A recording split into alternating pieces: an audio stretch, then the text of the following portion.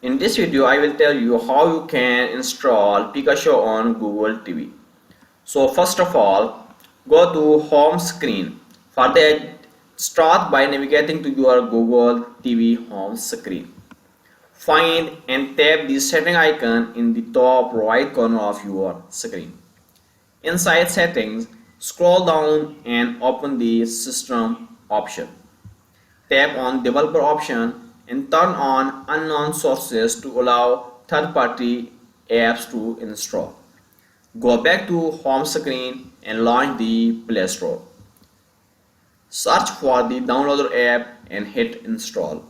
Once you install downloader app, open downloader app and tap on the URL box. Type in the Pikashow APK download link. I just simply type Pikashow app and hit go. Wait for the APK file to fully download. Tap install and wait a few seconds for the installation to complete. Hit open and enjoy watching on Pikashow for free. Thank you for watching.